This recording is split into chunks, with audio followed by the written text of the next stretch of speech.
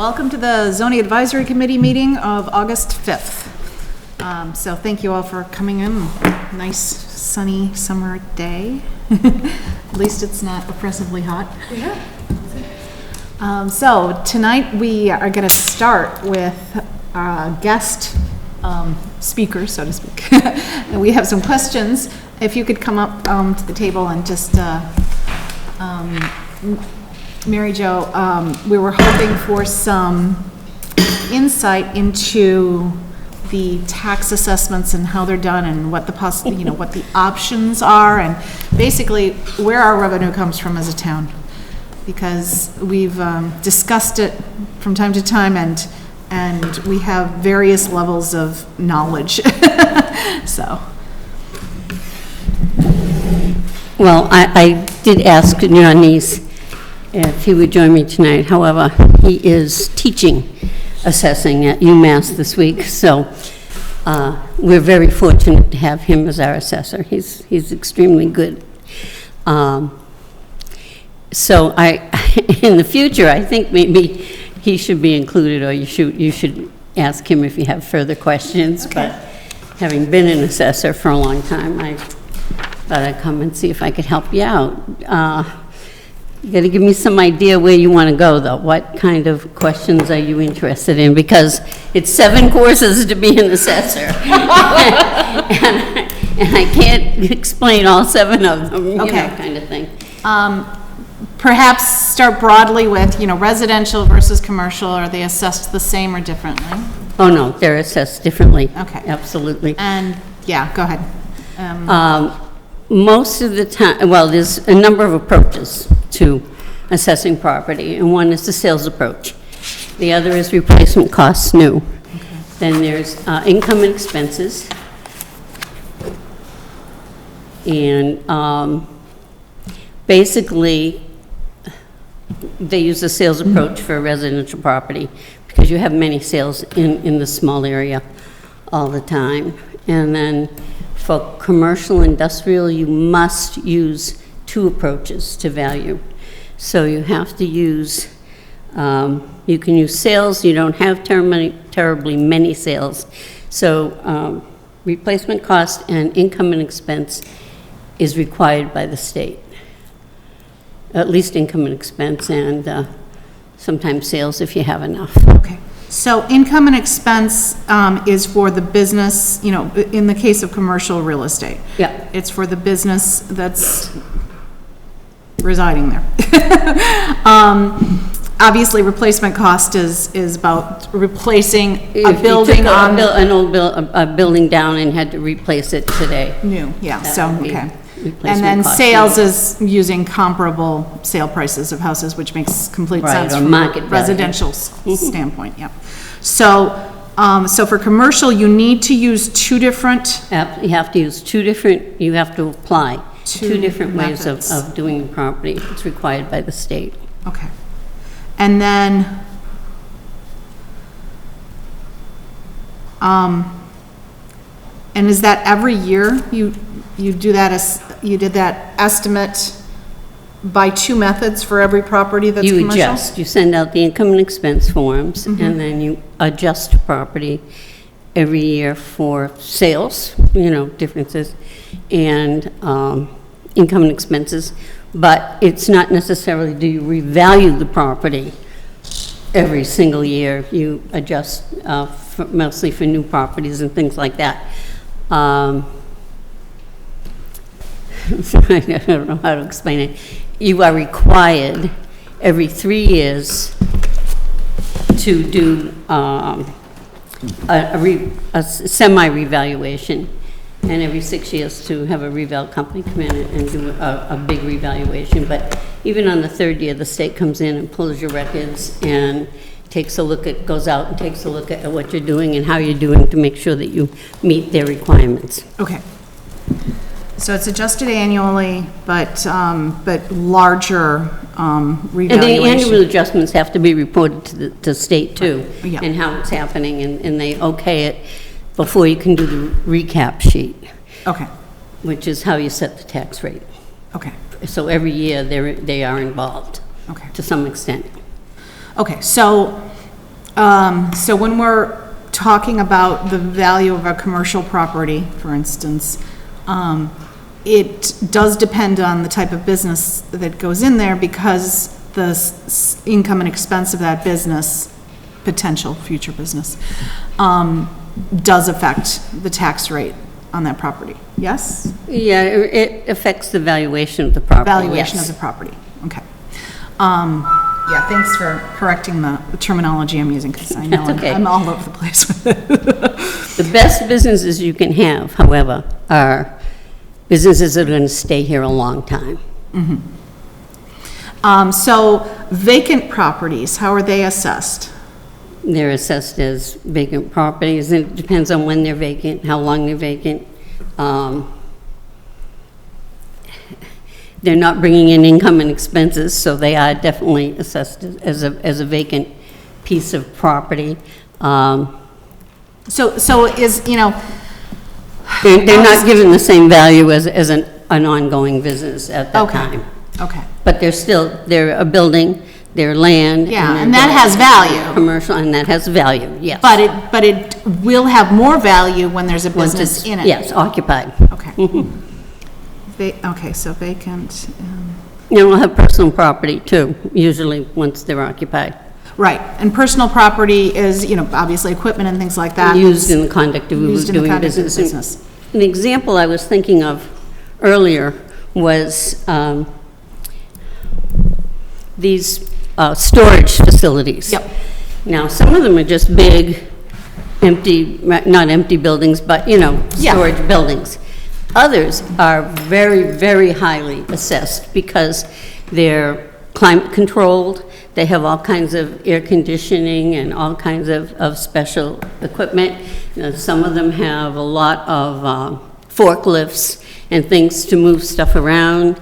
And I know I have one facility in Plainville that was just state-of-the-art, and it brought in quite a bit of tax money. But the empty buildings with just the storage units probably aren't going to bring in what this one would. So Right. every property is different. I mean, not every property, you can't just say storage buildings are going to bring in X amount of money and they're going to, every property is different and valued on its own.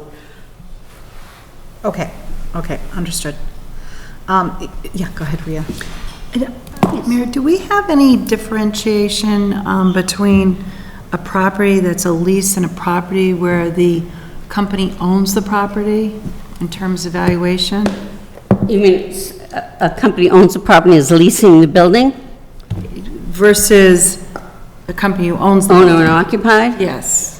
Is there any differentiation in terms of, Well, it's the income and expense, and it is valued as a rental property, as opposed to... right, because you're looking at the income of the rent Mm-hmm, versus if an owner-operator doesn't Right. have a lease. Right. Is there, how do you make the determination? well, we have leases, and we have all kinds of state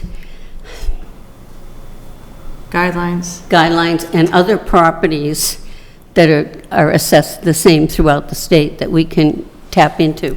And revale companies are really good at that. I mean, if we had a rental business here that was the same as a rental business in another town or city, we can look at them and see how they match. or And that's how they- you identify for an owner-occupied? Yes. Okay. So, I'm sorry, just to clarify, if you're running a booming business Yep. in a property that you're renting, the assessed value of the property is based on the income and expenses of the Rent, owner that's The renting? rent. Or the business that's in there? only the rent. Well, we don't assess, we assess the property itself, and it wouldn't be on the booming business necessarily that's in there. They would have personal property, Personal property, yeah. yes. Okay. But the owner of the building is assessed for the building and the property, and he has to report the income. He has to report what he's getting for rents and things like that, and all those rents are taken into consideration, like a building that rents tons of office space. All of those rents have got to be reported and then figured out per square foot how much the building is worth. Interesting. And that's private information. That's, yeah. So, sorry, one question that came up during the discussion was, just as you said, the income and expenses determine it. Does the business hour matters? If a business is, if it stays open for longer, the income is higher. Does it mean that the tax revenue is higher because of that in any way, or doesn't, hours Could be, don't affect? Could be. It could? But again, it's based on the rental income and Right. expenses. It's not based on the business. Right. It's property. It's property, Property is not, real estate tax. yes, it's real estate Right. tax. Is anybody exempt from personal property, or do all businesses pay it?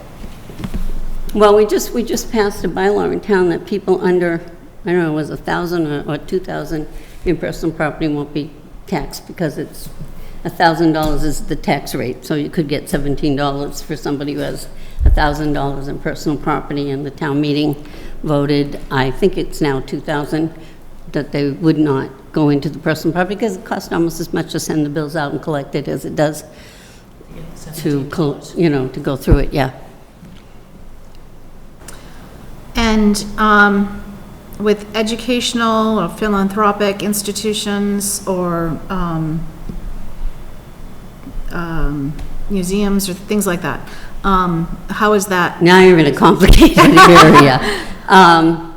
Some of them are exempt, depending on the nature of, some of the philanthropic or educational things that rent their buildings out, you can you charge them for that. Okay.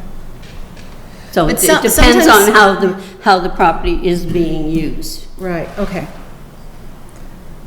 So it's completely exempt, like they don't pay any taxes whatsoever? There are some. Some, okay. Some categories are. All right. If you're exempt from real estate taxes, are you typically exempt from personal property taxes also? Or are Yes. they separate? Okay.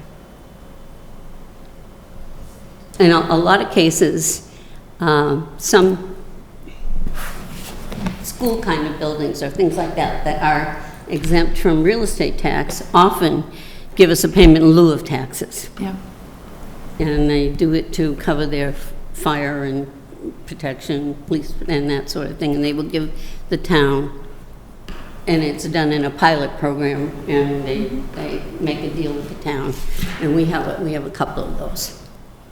Okay. That don't really have to pay taxes, but they do. They enter into a program in which they make a payment in lieu of taxes to the town as a good citizen. And we do have a couple of those. All right. Any other questions? Okay, I'm going to summarize what I heard, so I just make sure that I have my notes right.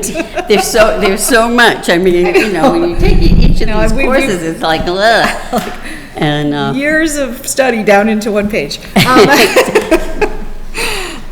Okay, so residential property is done based on the Market value of the mostly. property and the real estate because itself. we have tremendous amount of sales. in And order a lot to- of, sales of the properties that can be used for comparisons, so You can that's compare, relatively yeah. easy to.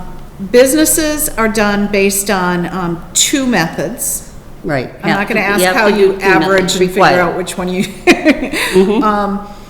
And that's usually for Hopkinton, you're using the sale of properties or comparison properties and. Or replacement costs. I mean, Or whatever replacement whatever costs. you can, because sometimes there's no sales. But that is one of the values of having a revale company, is that they have all this data Right. on what sells in all the other communities throughout the state, too. Okay. So you can find a like property, and then you have to adjust it for time, expenses, and the town itself. Okay. The location, you can make adjustments within the sales Okay. approach. And then, income and expense for the business, for the owner of the property, goes out questionnaires and that is used for one of the valuation assessments. Right. Or adjustments. Reevaluation's done, you said on some sort of 3-year or 6-year schedule? There's a adjustment every year, And then there's a 3 years, the state comes in and takes a look at what we're doing to make sure. So it's like a mini reval year. Okay. And then on the 6th year, it's a full-blown reval. Okay, got it. So the income and expense of the owner, but you also said the personal property of the actual business that's running Is taxed. also included. So there's, Well, no, the personal property would go to the business. personal property. It's there, like if they have forklifts or if they have, Okay, so for an office building, this is one of the pieces I might have gotten wrong. Yep. So, for an office building, that is being leased to various businesses, you're consulting with the owner of the property, the owner of the building. that's on the real estate. Yes, that's But on we the real can't estate. Do the individuals. The on individual personal businesses, you also look at the personal property, and you add those things together. property. No. I've done They're that. separate. They're separate. Okay, but Some people just get a personal property bill and no real estate. oh, okay, got it. I understand. It's a different bill. Okay, I get it. But the income and expense, if a business is leasing their space, the income and expense of that business is not part of the tax basis because it's They don't own it's the just their property. rent. They don't own the property, so that's not real estate tax. Okay, got it. The owner of the building and the rents and the, Okay, all of good. that sort of thing is done, and then it's Okay. given a cap rate, and it is, it's just huge. Okay, and so. Fun to do, Yeah. actually, but So occupied properties are obviously higher value than the exact same property that's vacant. And I, Let me you know, give you- when I let me say just- higher value, I'm saying for the town revenue, tax revenue, so.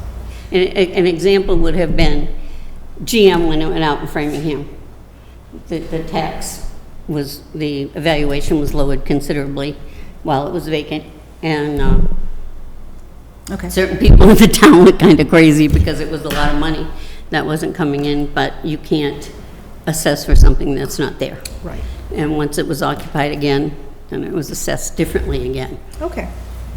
And is there generally a lag time of, you know, when a business is getting up and running and, or, you know, it Well, wasn't- property yeah. is assessed as of January 1, except we have a Hopkinton bill, which we initiated a good number of years ago when I was working in the office, where new construction is brought up to July 1st. So we get that extra 6 months for new construction. Oh, okay. But for the most part, every year property is assessed as of January 1. For any property that's newly constructed, is it at the point it is issued an occupancy permit, or when does it officially become part of the tax rolls for Well, that? we can get it in increments if it comes in certain amount is reached or done. Oh, yeah, go I ahead. mean, it doesn't have to be fully completed Okay, to be taxed, but you have to tax it, you tax it the percentage that's done, okay, as of January 1 or July 1st. okay.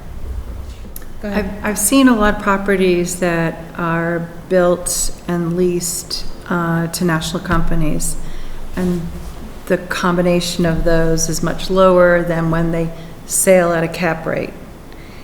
Do we change our tax immediately to that higher price? As of January 1 or as of July 1st, not the day that we get the information, no. Okay, but the lag time is of There January. is a lag time with assessments, yeah. Right. So in other words, the apartment complex, when it sold for, what, 92 million or something like that, was like 4 times what the value was originally Yeah, when it was built. but it was, you know, only up to a year of lag time. Right. Well, the whole property went from like $900,000 valuation up to like 123 million total. When they built it, and then when they flipped it. Yeah.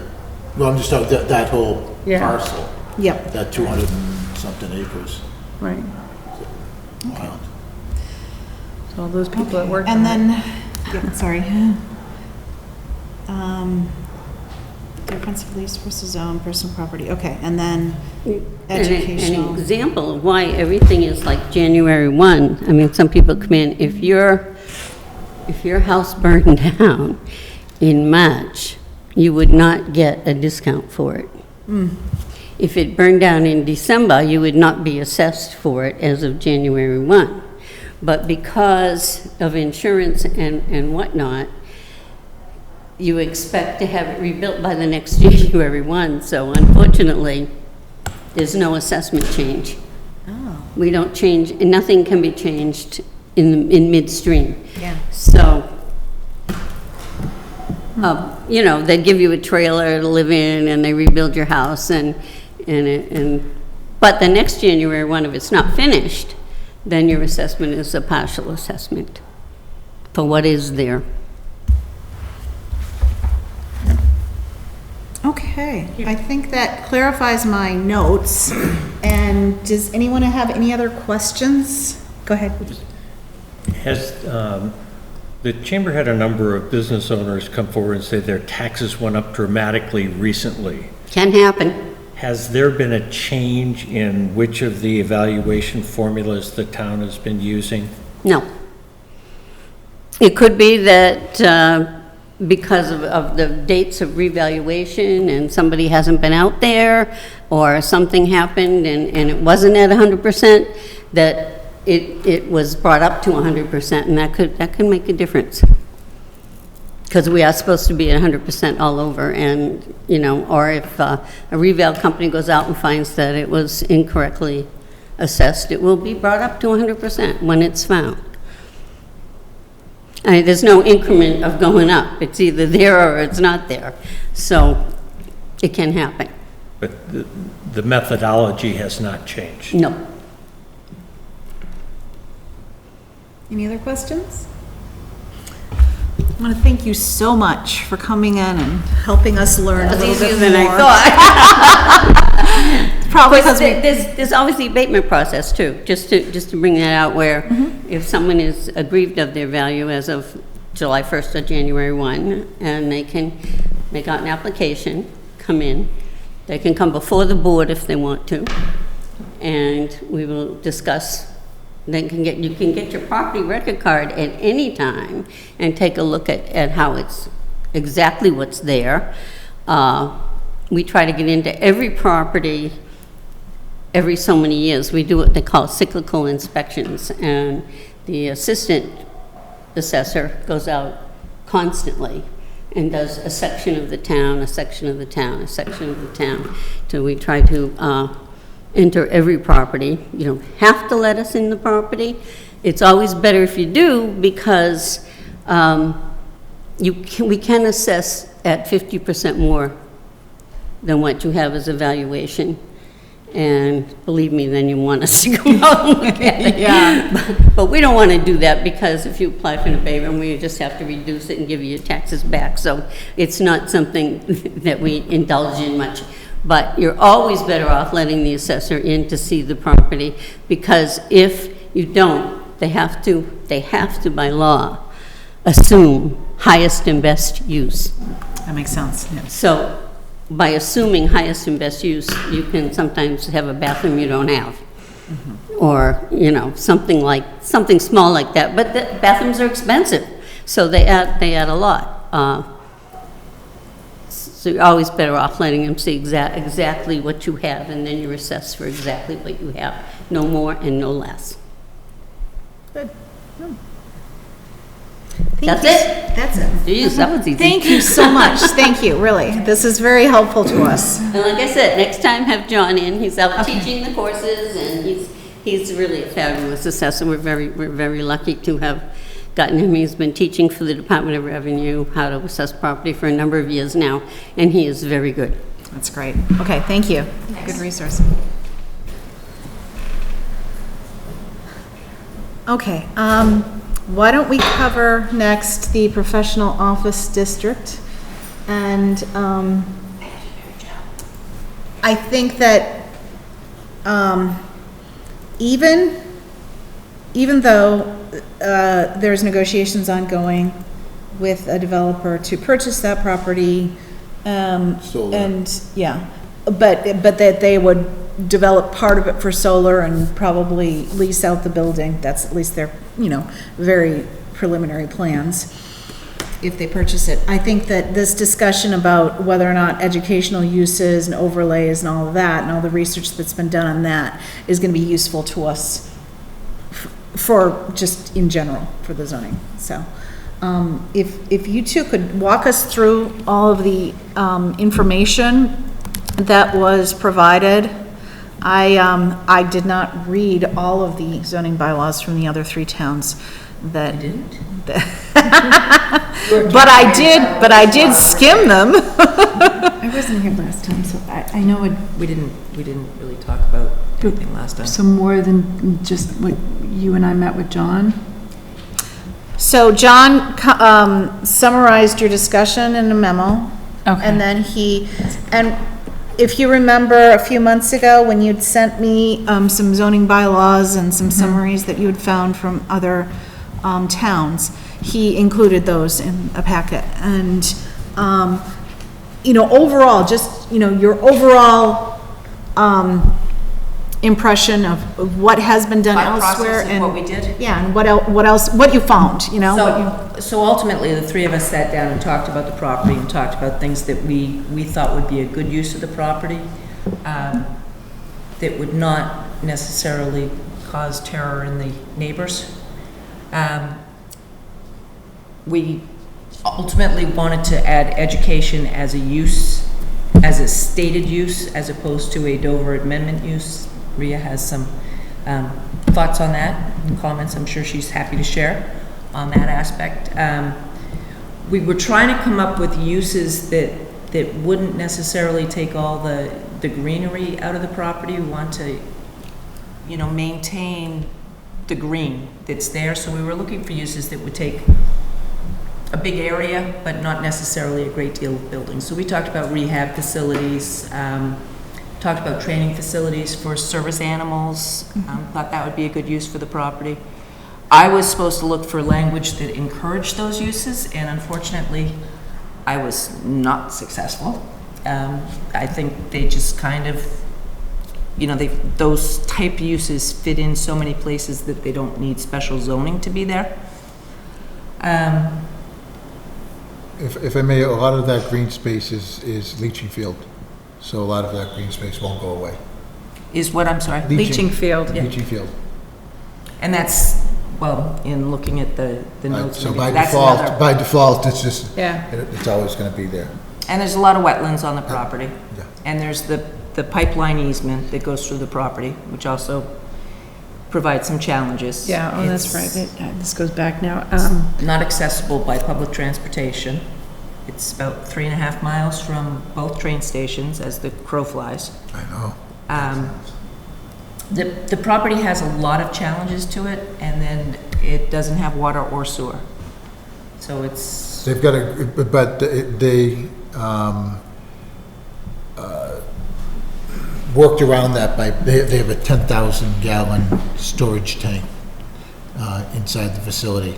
They planned for further expansion when they were building the facility.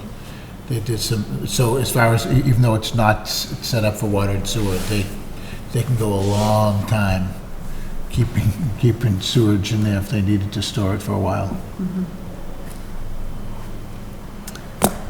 And Again, you just heard from Mary Jo that some of these uses, educational and philanthropic uses that don't necessarily pay taxes, will pay in lieu of taxes to offset the expense of operating in that location using town facilities.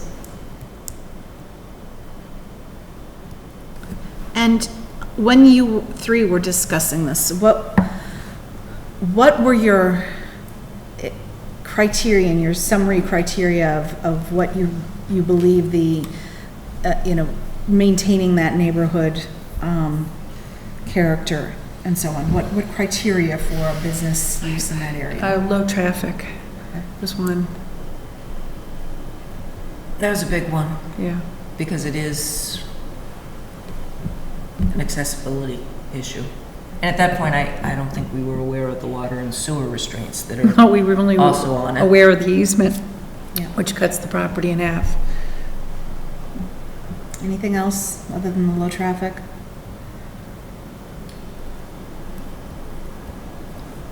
Well, I think I'd have to say that a lot of the things, like, we went through a lot of things and they were discarded for reasons. It wasn't necessarily that we were trying to avoid things. But as things came up, we said, no, that can't work there because of traffic or Just things. whatever. Yeah. And we went through a lot of potential uses and just, we were looking for a use that didn't generate a lot of traffic. So that's why I guess rehab facilities sort of came into it, was because there wouldn't be a lot of coming and going. There wouldn't be a high volume thing. And there's a lot of, natural area that I thought would be conducive to that sort of facility. I'm not sure I that was John thinking thought like- that would be well received by, Right, and assisted The living, neighbors. I threw out there, but, I mean, even assisted living has traffic. But maintaining the vegetation screening seemed to be, an important criteria as well. We're looking for, low noise. So Well, yeah. basically, something that fits with residential. Well, even Liberty Mutual had 125 employees at one time.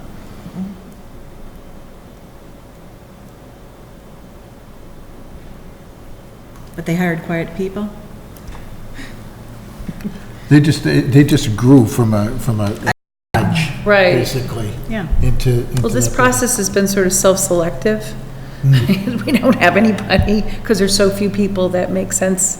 So it's not like, I mean, trying to open it up to everything, most of the companies don't want to be there because it's so far off the beaten path. Okay. maybe it would be a good spot for a high-level self-storage facility. That's true. It'd not be a lot of traffic, but Wouldn't have The a, building's not really designed for something like that, though. it would have to be It's torn got- down and do another. It's really, it's, It's got to be like a secret. yeah, it really would be great, as I said before, it's great for a school, because it's got all of those. Yes. It's got rooms bigger than this, there's a half a dozen rooms that seat between like 60 and 90, and there's a lot of classrooms, and that's what it was for, that's what they used it for. It's a I mean, they shame. did do flyers and outreach to lots of educational facilities when I talked to him. Unfortunately, there was a lot of spending about 10 years ago, and now there's sort of like a freeze on spending for schools because there's been such backlash. Backlash. Because people are saying, look, there's a lot more money going towards this than there is housing, for example. I see. Okay. Any other questions or comments on? or wonderful suggestions that would make it a very desirable property. Maybe we should start working with the people that may be purchasing it and see what, Yeah. because now at least we get another, we had the real estate people from Liberty Mutual, as you said, reaching out to educational facilities and stuff and see what the solar people have in mind, and maybe we can, Yeah, I thought the solar people wanted to cut down trees to put a solar field there. Yes, they would be cutting down tree clearing. Which, I mean, that, we're trying to avoid that because that's, I know. Yes. and then if they get stuck with the building, trying to lease the building still, then it's like, okay, what do we accomplish? Really, you want to do something with the building because it's a higher level. John, I've been trying to help you. Oh, I know. I'm like, I've been trying to go through It's this. just so sad, that, you know, such a great valuable property that's just tough to get to, that could be used for, you know, a much better, you know, as soon as I heard that, I just said, they're gonna put up a solar facility, oh, great. Yeah. You know, but then there's the other side of it, says, solar's good, solar's good. Solar It'd is be good. about half of- I'm about- not particularly a big fan of clear Oh, I cutting to understand. put up solar panels. No, I get it. Totally support solar on top of buildings, Or- on top of garages, you know, Parking on top of lots. parking. Or Yeah, reclaimed land, you know, it's, Right. So part of this property, part of their proposal right now, would be using already cleared land, but part of it would be clearing trees. So that would be the test track, I believe, and other, open areas on the Liberty Mutual property. So By that- doing that, you limit the number of parking spaces for the use of the building, and that But- becomes a problem. Yes, but there's also exactly what I was, we're hoping that the uses they find for it wouldn't be high traffic, high commuter. Right, but this is a big building, so you really have to look at it's how many parking 90,000 square spaces. feet. Yeah, it's not insignificant, and to use that other than for storage, Yep. empty space, you're gonna need, a lot of parking spaces. That's just a fact, Oh, yeah. because you can't walk there from the train station.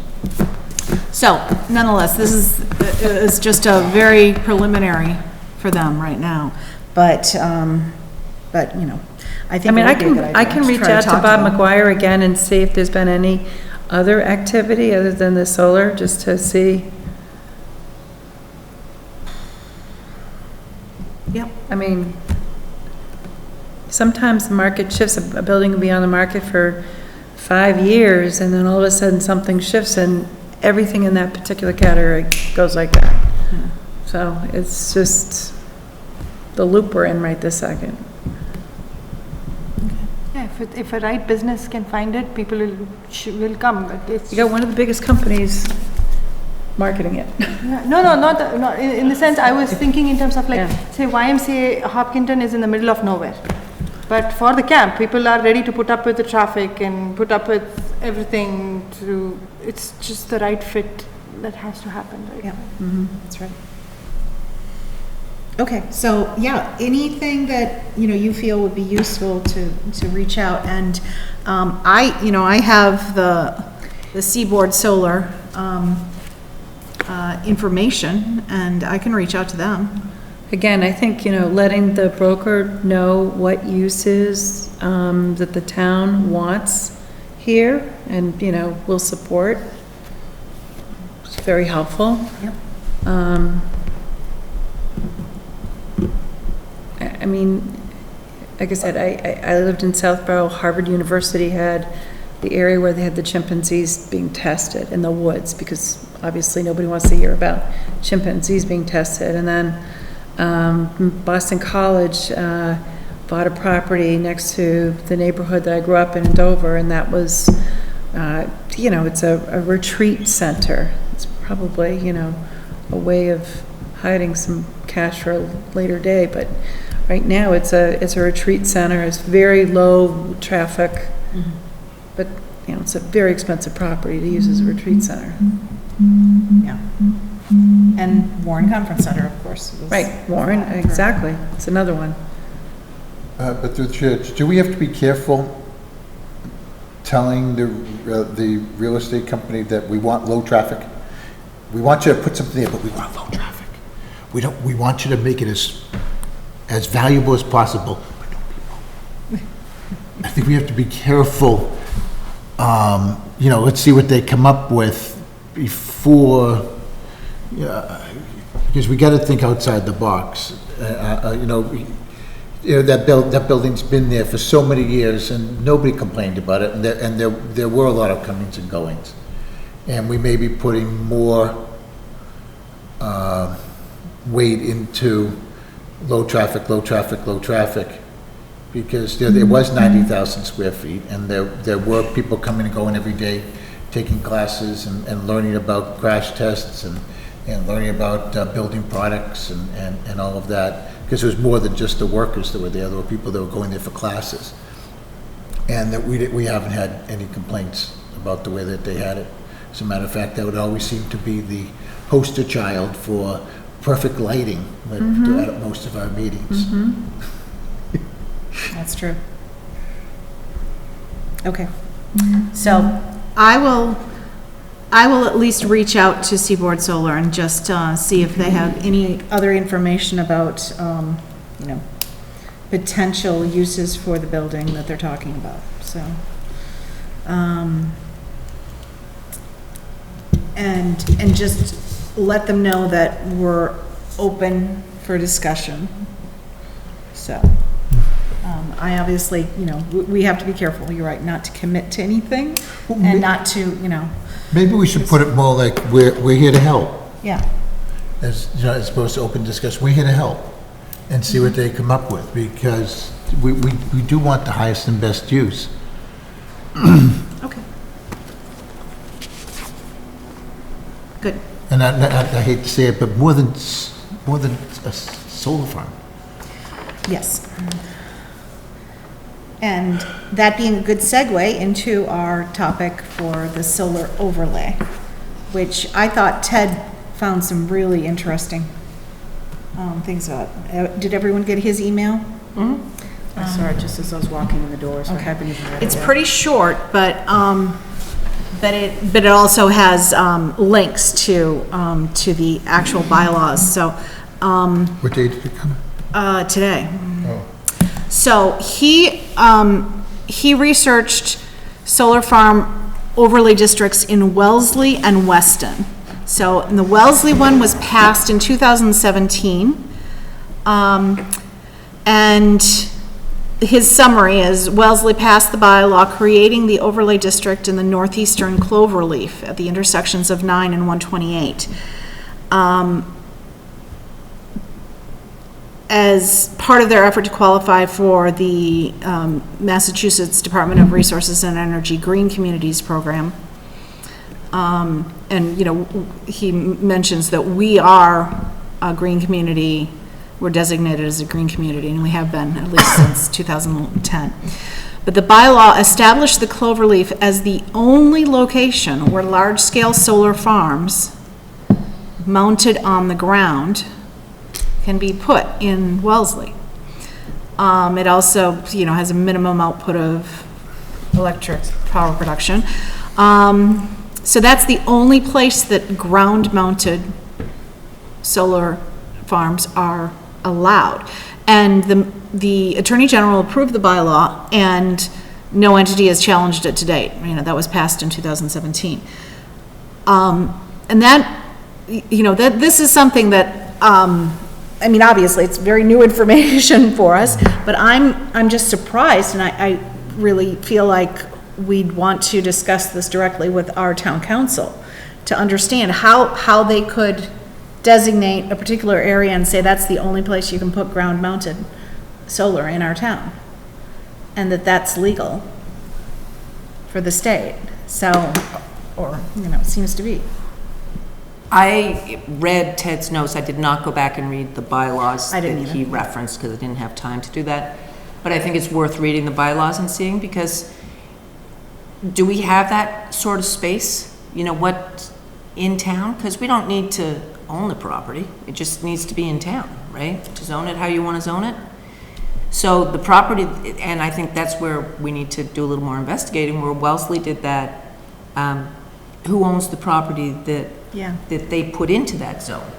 Exactly. And if it's just the state that owns the property, I'm with you. How do you go about doing that? Because you're preventing anybody from doing it unless they go through the state to do it. And maybe the state's very amenable to leasing out their land on a 20-year lease. I don't know. But I think it's worth taking the time between now and our next meeting to actually read the bylaws and look at the maps to see, ownership of the property. I think that's an excellent idea. And they're not, from what I'm reading, they're not restricting small stuff. They're just restricting big stuff. Yeah, So if 250 you- kilowatt hour. if you wanted to put a small thing somewhere in Wellesley, you could do that. If it was, But is there any, other than Wellesley Country Club, are there any big tracks available in Wellesley? no idea. That's Yeah, my We've question. got tracks, we've got Lovely. lots of land. It seems that this, The town owns a lot of land though, so. This, I think Wellesley is much more concentrated than we are here, so that was kind of my question. Is there land available in that town to have a large solar farm besides Right. what they're talking about, so. And who could afford it? I was going to say, I don't know Right, whether it would be yeah. cost effective, but there's some schools and there's some big private properties in Wellesley that if they sold, and again, I don't know whether they're cost effective, Somebody but would rather put a dozen houses at Wellesley prices than putting up solar. It's still, even with all the kickbacks and stuff, it's still not worth it. well, before we spend too much time talking Yeah. about how we think maybe it might work, it might be worth just reading it to find out how it is actually working Yep. and then talking about it. And then he also summarized one from Weston, which was passed in 2011 or 2012. It has not been challenged. It was approved by the Attorney General, et cetera. And the town first looked at all the land that was town-owned or controlled, searching for suitable zones for solar farms. They settled on a capped landfill that was along an unused railroad tracks that has since been turned into a bike path. And they actively sought a developer to do solar farm for that particular site. And he adds that no solar farms are permitted as a primary use on any private land in Weston. Although, certainly they can have it on the I know, roof we had to mounted. be careful with our So- setbacks. They kicked up, remember they kicked stuff back to us Yeah. with some of the stuff? How did that work? We couldn't even mess with the setbacks at one point. So this is why I think, as Carol is saying, let's make sure to continue to research into this, because I think Ted found some very interesting things here. Let's all read these bylaws. Everyone who's reapplying to the ZAC, if you're not reapplying to the ZAC, you can feel free to read the bylaws just for fun, but. But I think we have to be careful because they might be writing this bylaw and it really means nothing. Could be. Because. But it hasn't been approved by the state. Because, No, but it has. The Attorney The General. Attorney General approved both of these, Right, so. but but what I'm saying is, there may not be anything that is developable and it just, it's a. Oh, right. Yeah. It's moot. There's nothing.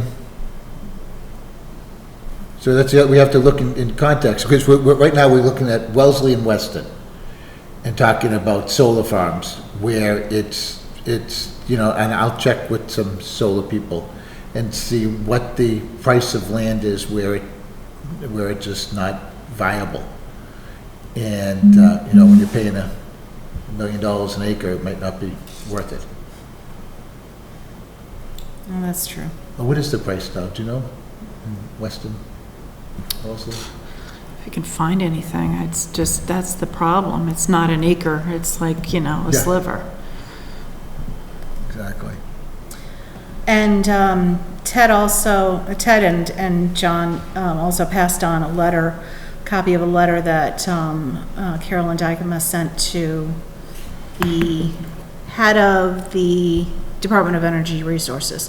They're in the process of revising their Smart Solar Incentive Program, and she just had some suggestions, some of which were encouraged by Gary Trendle of our planning board, and reflect some of the planning board's recent issues with, people clear cutting to put up solar farms, so. So that was an interesting letter, and I think that, it just shows that we have, other people, encountering the same types of issues, and there's some support for that out there. Through the chair, just in response to what John said about land being available Yeah. in those two towns, when the state is looking at bylaws, I don't think they're sitting down and saying, what kind of land could they put these facilities on. You know, they're not checking the availability, they're just looking at it whether or not it's legal. Right, but I think As the a reason why it hasn't restriction. been challenged is because, Nothing's happened. Because nobody would have No. confined, yeah. Maybe. But if it, by having a bylaw on the books that has been approved by the Attorney General, can help discourage people from ground-mounted solar and clear cutting for that purpose, that's something to consider. but what section of our town would we designate to have it allowed? That's You something know what I we mean? can look at. Because then those are the 40 people that will be here and say, wait. Why'd you pick us? Oh, we're gonna pick South Street.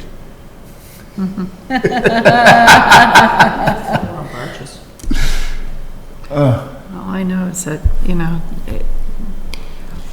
we are a green community. It was, I was part of the Sustainable Green Committee when we did this thing, and we wanted to provide some guidelines to the planning board for where these things should be cited. We were told basically to wait for the state to give us some guidelines, and now it's been a free-for-all. Yep, Yeah, I was like, I remember. so, okay. So we will continue to work on this. Yeah.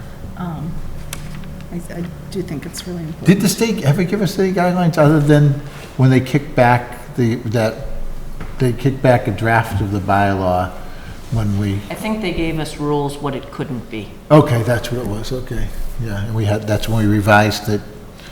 I think that was. And we went right to the edge of. Yeah. Did we get the trees part of it through? Remember, didn't we modify it? Yeah, that was Did it get approved? Yep, it was. That was screening, better screening. Yeah, okay. But I think by starting to differentiate the clear cutting of trees, I think Carolyn Dykema used the term brownscapes on, ground-mounted solar on brownscapes versus on greenscapes.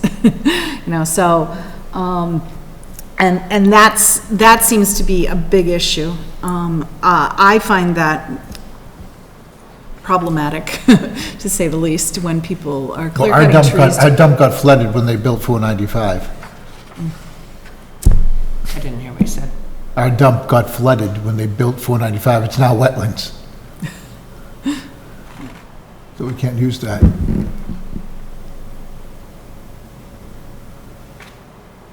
Okay. We had, let's see.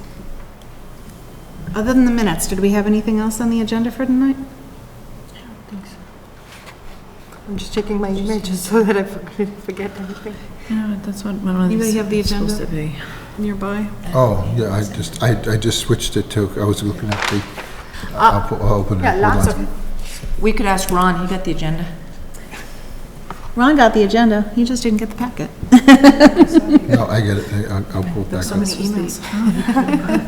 There were, that was my fault mostly. It's like, now you know what it's like working with me. I'll put up 1 second. Here is John. Bang. Tax revenue discussion, work plan items, which were education uses, professional office district, solar farm overlay, and approval of minutes. Okay, That's good. the agenda. Okay, good. So, have people reviewed the minutes from June 17th? I did not see a draft minutes for July 5th, Would there be whenever it minutes was. if we weren't an official meeting? Oh, was it not an official meeting Right. because we weren't a quorum, so there was no minutes? But I of suppose course, that makes sense. there was no discussion of anything. Right. Okay, so there's no I minutes. guess not. Oh, no, we couldn't Okay, approve the minutes from the previous meeting Yeah. last time Right. because we. No, didn't- yeah, I read the ones you have, but I missed that one. Yep. That's what we are approving today, right? Okay, so yes, June 17th From 2 are the meetings minutes ago. from two meetings ago. So we may never have minutes for the one in July because it wasn't last one the was- quorum. Okay. Any updates, typos, anything like that? I didn't find anything of substance. It was good. I felt like I was there. I mean, nothing to correct of substance. I'm sure some of the things were longer than 2 sentences. Yeah. Yeah, I imagine. Fill in the Otherwise, blanks. that was a 20-minute meeting. We're not quite that efficient. Well, I noticed you guys left 5 minutes after I did. Yes, that's right. We're like, Carol's gone. Why should we even be here? So I I would make make a a- motion to approve the minutes as Second. written. All in favor? Aye. 1, 2, 3, 4, 5, 6, 7. 7 of us, okay. And opposed? Abstentions? Okay. I just wanted to mention one quick thing, is that I met with the fire chief and one of his people, whose name I can't remember at the moment. And I took lots of notes, which I will share at a future date, about residential sprinklers, but also just a bigger discussion about safety in general and kind of the brainstorming solutions, not just residential sprinklers, but that's one solution that, that can, you know, besides building more fire stations, buying more trucks, hiring more people, residential sprinklers is one alternative to providing better, you know, safety service and so on. Also, just, you know, the education process that's important around that type of thing with developers as well as with residents. So we had a really good discussion, and I'll be very, you know, happy to share things with us as we go into our next session in September. I don't think we can set a meeting date for September until everybody gets reappointed. Unless the ongoing members could probably at least agree to a tentative time. But let's see here. When do the appointments happen? End of The August. reappointments, I'm sorry. Yes. The reappointments are going to be discussed at the planning board meeting next week. We won't have But- anybody from ZBA. We haven't met. That's fine. And then there's other committees that need to appoint their members. Chamber needs to appoint theirs. ZBA, as you said. Who else? Conservation Committee? Conservation. Chamber sent an email to John today. Okay, good. So They'd like we you will be back? able to, planning board will be able to I take care couldn't of get some out of of them. it. Planning board will be able to take care of some of the appointments next week, but not all of them, because, you know, some of the committees aren't meeting probably during August at all, I imagine. We don't have anything on, Yeah. there's no hearing scheduled, so I don't know when we're Okay. gonna meet. Okay. So I just did that. Yeah, How does it know who I am? I have no idea. I have no idea. I just hit the apply for the position. I pushed it, and it said, applied. So you're already logged into your Google account. See, I'm not logged into my Google account and didn't know why I wasn't getting the stuff and how I couldn't apply and all Oh, this so stuff. it did it? It was Then that's quite efficient then. Yeah, I guess so. Hey, You already logged in. You know, you're not logging out. oh, okay, All right, so be aware of that, though, because it's a big deal. good point. Okay, so there is a planning board meeting on September 9th, and that is probably when the rest of the appointments can be made. We might have to wait for ZBA to appoint and, you know. So a tentative meeting, our first tentative meeting in September could be September 16th, all right? So if you want to put that in your calendars tentatively, and then we'll get a message out to that effect after the planning board has done its thing. Okay, good. I'll entertain a motion to adjourn. So moved. Second, okay. All in favor? All right. Aye. Opposed, abstentions? You're adjourned.